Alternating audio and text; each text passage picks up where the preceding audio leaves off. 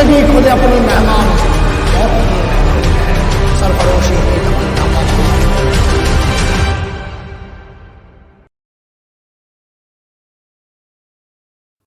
Hello, everybody. I extend a very warm welcome to the online platform of Shield Defense Academy. Today, we are going to talk about one of the most important aspects of the NDA, CDS, and Air Force examination. Now, as you all know, अंग्रेज़ी जो हमारा एक अभिन्न भाग है इस preparation का, it is imperative कि अंग्रेज़ी जब हम ग्रामर की बात करते हैं साथ साथ उतना ही नेसेसरी होता है ये समझना कि हम लिटरेरी पोर्शंस के ऊपर भी फोकस करें. For example, we all know that's English के पेपर में बहुत सारी ऐसी चीज़ें आती हैं जिनमें कि लर्निंग मटीरियल होता है. For example, vocabulary, idioms, phrases, one word substitution, so on and so forth. So, आज की ये जो वीडियो है, इस ऑनलाइन वीडियो में हम डिस्कस करने वाले हैं कुछ बहुत ही इम्पॉर्टेंट मुहावरे जिन्हें हम phrases या idioms के नाम से जानते हैं. उनके बारे में हम लोग थोड़ी सी बात करेंगे यहाँ पे. So, as you can see, there are 15 phrases flashing before you on the screen. We'll try to cover up all of these phrases one by one, and eventually we would also be talking about their essence. कहने का मतलब ये है कि ये जो मुहावरे हैं इनका काम सिर्फ written examination में ही नहीं होता है. These are really very important from the written examination parameter, that is true. However, इनका इस्तेमाल आपको इंटरव्यूज़ के दौरान भी होगा, बहुत ज़्यादा आपको देखने में मिलेगा, आपको इनकी ज़रूरत महसूस होगी. सो इट इज़ इम्पेरेटिव कि हम इनको केवल रटें ही नहीं बल्कि साथ साथ समझें भी. So I would try to cover each phrase one by one in a way so that I can explain you the meaning also, and as well as I would also like to cover up how you have to actually use these phrases when it comes to English speaking. Okay, so let us get started without any delays. Phrase number 1, as you can see, please see at the screen, look at the screen. It's first phrase that is written, to show white feathers. To show white feathers, that means white मतलब क्या होता है? सफ़ेद. feathers मतलब क्या होता है? पंख. सफ़ेद पंख दिखाना, अगर हम हिंदी में अनुवाद करें इसका मतलब क्या है? सफ़ेद पंख दिखाना. क्या मतलब हो सकता है इसका? सामने देखिए क्या लिखा है, टू शो फियर, डर दिखाना, डरा हुआ अपने आप को महसूस करना, या इस तरह के साइंस या सिग्नल्स देना कि सामने वाला भयभीत है, डर गया है. So this is what it is, to show white feathers. जैसा आपने हिंदी में कई बार सुना होगा कि इनका रंग सफ़ेद पड़ गया, मेरे को सामने देखते ही उसका रंग सफ़ेद पड़ गया. तो वाकई में थोड़ी किसी का रंग सफ़ेद पड़ जाता है, बट द पॉइंट इज कि ये बताने के लिए एक कहावत, एक मुहावरा है, इस तरह से कहा जाता है कि उसका रंग ही एकदम उतर गया. सो याद रखिएगा, अंग्रेजी में टू शो वाइट फेदर्स का इस्तेमाल किस लिए किया जाता है? इसका मीनिंग क्या होता है? टू शो फियर, भयभीत हो जाना, राइट? अब इसको आप यूज़ कैसे करेंगे? फॉर एग्जाम्पल, जैसे अभी हम लोगों ने हिंदी में बात करी थी, अभी एक मैंने लाइन बोली थी आपको कि मेरे आते ही, मुझे देखते ही उसका रंग उतर गया, उसका रंग सफ़ेद पड़ गया. Now let us translate this in English. How do we say that? As soon as he saw me he showed white feathers.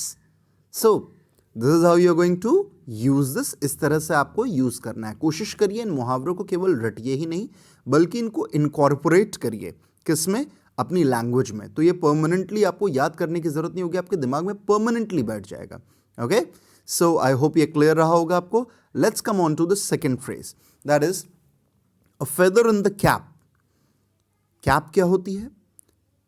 Cap होती है टोपी, राइट? फेदर, फेदर का मतलब क्या होता है? फेदर का मतलब होता है पंख. एक बात बताइए, आपने किस की टोपी में पंख यहाँ पे लगा होगा? कभी आपने देखा होगा लाल रंग का पंख कुछ लोगों की टोपी में लगा रहता है. किस में? एनसीसी. एनसीसी के जो कैंडिडेट्स होते हैं, कभी नोटिस करिएगा, उनकी जो कैप होती है उसमें लाल रंग का एक फेदर लगा होता है. What does that mean? क्या आपकी कैप में फेदर लगा रहता है? नहीं। क्या मेरी कैप में लगा रहता है? नहीं। But the point is a feather in the cap का मतलब क्या है? वो कैप और कैप से अलग है। जो एनसीसी वाले स्टूडेंट्स, जो कैंडिडेट्स होते हैं, जो कैडेट्स होते हैं एक्चुअली, जब वो उस कैप को पहनते हैं, वो एक डिफरेंट, वो एक अचीवमेंट होता है अपने आप में। तो याद रखिएगा, देखिए क्या लिखा है इसका meaning, feather in the cap. सामने देखिए, a very good achievement, a very good और अ वेरी बिग अचीवमेंट। जैसे कि आप इसको मुहावरे में कैसे इस्तेमाल करेंगे? लेट्स से मोहन ने जब से एनडीए का एग्जामिनेशन निकाला है, रिटन एग्जामिनेशन क्वालिफाई किया है, it is like a feather in the cap for him. मतलब उसके लिए क्या है, बहुत बड़ा अचीवमेंट है मोहन के लिए। आई एम श्योर आप लोग भी अगर एग्जामिनेशन अपना क्रैक करेंगे तो आपके लिए भी बड़ा अचीवमेंट होगा। So when you clear the examination, when you get selected for this job, that will be a feather in the cap for you. So I hope it was very clear for you.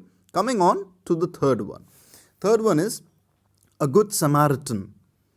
A good Samaritan. ये actually Samaritan word जो है आपका, ये समारिया से एक बना है। एक लिटरेचर में कहा जाता है कि एक जगह थी, ये आपका वेस्टर्न वर्ल्ड में बताया जाता है कि एक जगह थी समारिया, जहाँ पे बहुत अच्छे लोग रहा करते थे। तो वहाँ के रहने वाले, उस जगह का नाम समारिया था। सो उस जगह के रहने वाले लोगों को समारिटन बोलते हैं, याद रखिएगा। सो गुड समारिटन मीन्स अ रियली काइंड मैन। एक ऐसा इंसान जो बहुत अच्छा हो, नेक हो, दयालु इंसान हो, उसको कहा जाता है। अब जैसे आप इसको यूज़ कैसे करेंगे, एग्जाम्पल के तौर पे, जैसे कि डिफेंस फोर्सेस को ज्वाइन करने के लिए इंसान को मन से बहुत अच्छा होना चाहिए। ही शुड बी काइंड, ताकि वो सबके लिए एक सांत्वना का भाव रख सके। So a person who joins Indian armed forces should be a good samaritan. इसको इस तरह से आप याद रख सकते हैं, ठीक है। Please remember this, a good Samaritan का मतलब होता है एक बहुत अच्छा नेक इंसान, a really kind man. Coming on to the fourth one, to rise like a phoenix. Phoenix, इसका मतलब क्या है? What is a phoenix? पहली बात तो समझ लीजिए फीनिक्स क्या होता है। फीनिक्स एक रियलिटी में तो नहीं होता ऐसा कुछ भी, फीनिक्स एक चिड़िया का नाम होता है। और ये भी मैं आपको बता दूं, फीनिक्स नाम की रियली कोई चिड़िया इस दुनिया में नहीं है। ये माइथोलॉजिकल है। माइथोलॉजिकल मतलब ऐसा है कि लोग ऐसा मानते हैं। जैसा आपने सुना होगा, लाइक कई लोग कहते हैं कि एक ज़माने में गरुड़ हुआ करते थे जो कि हवा में उड़ते थे। और हिंदू माइथोलॉजी में कई लोग कहते हैं कि गरुड़ नाम का एक पक्षी था, बहुत ताकतवर, बहुत तेज़ उड़ता था। तो ऐसा, हालांकि किसी ने कभी गरुड़ को देखा नहीं है। बिल्कुल वैसे ही आप यूँ कह सकते हैं, वेस्टर्न लेजेंड्स में फीनिक्स कहा जाता है। फीनिक्स एक ऐसी चिड़िया होती है, कहते हैं, जो कि जल के अपने आप राख हो जाती है। एक एज के बाद उसकी डेथ कैसे होती है, वो अपने आप जल के राख हो जाती है और अपनी उसी राख से, अपनी ऐश से दोबारा उसका जन्म होता है। सो ये इसके पीछे एक माइथोलॉजिकल कहानी है। So I hope you understand this now. Rise like a phoenix, ये मुहावरा है। क्या लिखा है आगे देखिए, to start a fresh from a low position. मतलब क्या? अभी मैंने आपको बताया फीनिक्स के बारे में क्या कहा जाता है कि एक ऐसी चिड़िया होती है जो कि रियलिटी में होती नहीं है, लेकिन कहते हैं कि जब वो उसकी उम्र हो जाती है, वो जल कर मर जाती है अपने आप से और अपनी राख से दोबारा वो पनपती है, एक नई, उसका नया जन्म होता है, कहते हैं। So rise like a phoenix is, राख से जो आदमी यानी लोएस्ट पोजीशन से दोबारा उठ करके अपने दम पे अपने आप को कंस्ट्रक्ट करे, बनाए, अपनी पोजीशन को स्टैब्लिश करे, that is called as rising like a phoenix. Fine. So जैसे कि आपने बहुत सारे लोगों को देखा होगा जिनके पास कोई सपोर्ट नहीं था, कोई बैकअप नहीं था, उन्होंने अपनी दम से मेहनत करके, तैयारी करके सिलेक्शन लिया और अपनी एक रैंक बनाई, समाज में, सोसाइटी में, देश में अपनी एक इज्जत बनाई, एक नाम बनाया। तो उसे कहते हैं they rose like a phoenix. Okay, next one, to meet one's Waterloo. Waterloo, ये हिस्ट्री से संबंध रखता है ये वर्ड। वाटरलू, एक आपका बैटल ऑफ वाटरलू हुआ था, वाटरलू का युद्ध। बेसिकली ये मुहावरा भी युद्ध से है। इसमें काफ़ी हद तक आप यूँ कह सकते हो कि, इसको यूँ कह सकते हो, इस युद्ध में, वाटरलू के युद्ध, आप यूँ समझिए, आपको इसको बहुत ज़्यादा डिटेल्स में नहीं जाना कि हिस्ट्री में वाटरलू क्या था, वांडी वॉश क्या था, ये सारी चीज़ें जानने की आपको ज़रूरत नहीं है। बस ये समझिए एक जगह का नाम था जहाँ पे युद्ध हुआ था। और युद्ध में क्या होता है, हार या जीत। तो बेसिकली याद रखिएगा, टू मीट वंस वाटरलू का मतलब क्या होता है, टू मीट वंस डिफीट, पराजय को सामने देखना। यूं कह सकते हैं कि लाइक जहाँ पे व्यक्ति पराजित होता है उस जगह को, उस चीज़ को बेसिकली हम क्या बोलते हैं, वाटरलू। आप यूँ कह सकते हैं एक मुहावरा है, इट इज़ वेरी, ये कई बार पहले भी पेपर्स में आ चुका है, टू मीट वंस वाटरलू या टू सी वाटरलू ऐसे करके आया था, टू सी द वाटरलू। तो इसका मतलब याद रखिएगा रण क्षेत्र जहाँ पे हार पराजय निश्चित होती है, ठीक है, इट इज़ इंपॉर्टेंट, याद रखिएगा। Next one, to have cold feet, ठंडे पैर पड़ जाना। कहते हैं ना हाथ पांव ठंडे पड़ गए, आपने सुना होगा। मतलब क्या है, आदमी घबरा गया, डर गया, या यूं कह लीजिए कि वो आगे बढ़ने से वो एकदम रुक गया किसी चीज़ में, किसी को देख करके या कोई चीज़ होने पे आदमी के हाथ पांव ठंडे पड़ जाते हैं। What does that mean? इसका मतलब वो आदमी क्या होता है, रिलक्टेंट। रिलक्टेंट का मतलब क्या होता है, वो आदमी थोड़ा सा घबरा जाता है, आगे बढ़ने से संकोच करता है, right. So please remember, to have a cold feet का मतलब है to be very reluctant or to be very hesitant about something, when you don't want to do something because you think you are not prepared for that, right? Coming on to the next one, the next phrase, that is have cold to raise dust. Next one is to raise dust. That means to create confusion. How does dust relate with confusion? Dust का confusion से मतलब क्या है? बिल्कुल मतलब है, आपने देखा होगा जब भी धूल, आंधी, तूफान जब आता है तो हर जगह धूल ही धूल होती है। उस धूल में आदमी देख नहीं पाता, उसको समझ नहीं आता। रेगिस्तान में जैसे बवंडर होते हैं, बहुत सारी चीज़ें होती हैं, राइट। आपने देखा होगा रेत के तूफान होते हैं, तो वहाँ पे बेसिकली डस्ट ही तो होती है, और डस्ट से क्या होता है, कन्फ्यूजन होता है, आदमी को दिखाई नहीं देता।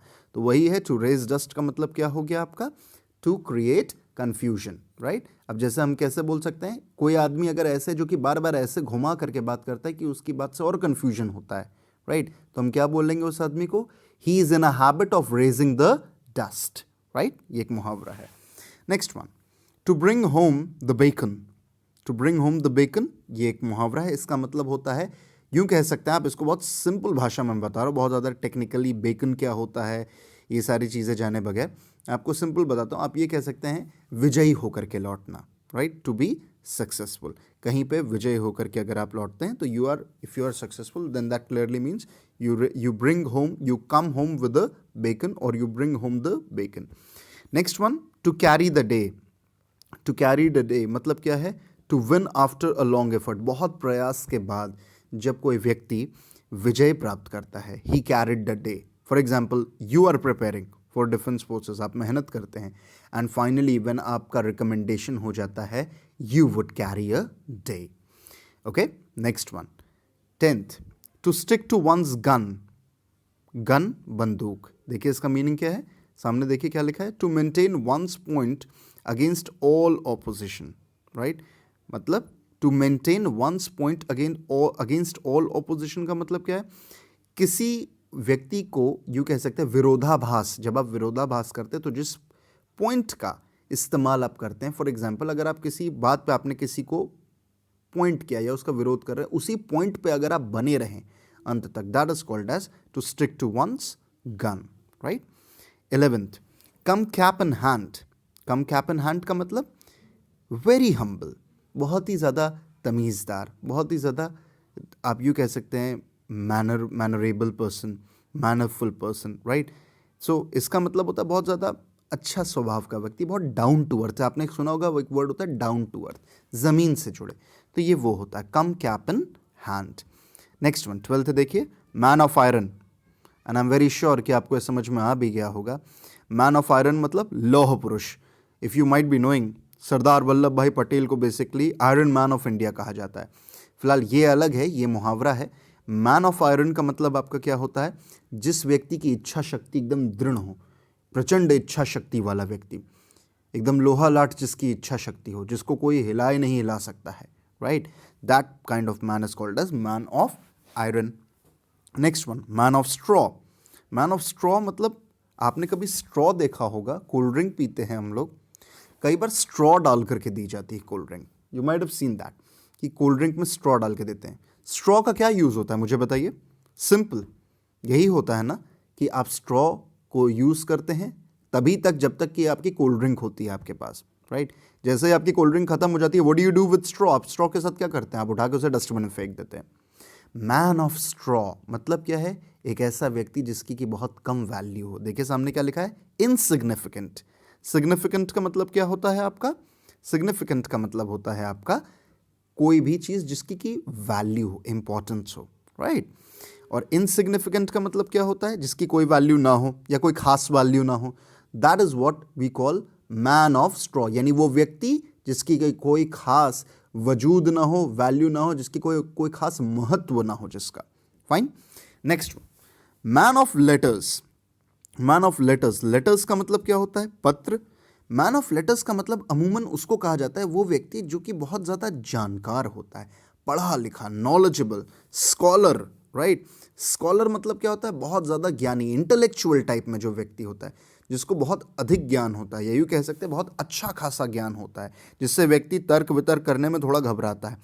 That kind of person is called as man of letters. Fine. Last one, to have several irons in the fire. आपने देखा होगा भट्टी में लोहे को, लोहा जो होता है उसको जब बनाए जाते हैं, जहाँ पे लोहे के औजार या कोई भी हथियार, तो लोहे को पहले पिघलाया जाता है। किस में पिघलाया जाता है, भट्टी में। तो भट्टी में क्या होती है, आग होती है। To have several irons in the fire मतलब आग में कई सारे लोहे की छड़ें होना। इसका मतलब क्या है, so many engagements at a time. इसको बहुत सीधी भाषा में बोलें तो एक समय पे कई सारे बयाने ले लेना, बहुत सारे काम आप एक ही वक्त पे उठा लेते हैं। That is called as to have several irons in the fire. Fine everybody, I hope the things were clear to you. I have tried to cover up all the 15 phrases. These are really very important phrases. इनका screenshot ले लीजिएगा, right. Please take care of this thing that आप इनको revise करते रहें. I will be coming up with few more sessions of idioms, phrases, vocabulary, and also grammar, right? So till then, keep reading, keep revising, and keep visiting Shield Defense Academy. Thank you so much. Thank you. Have a great day.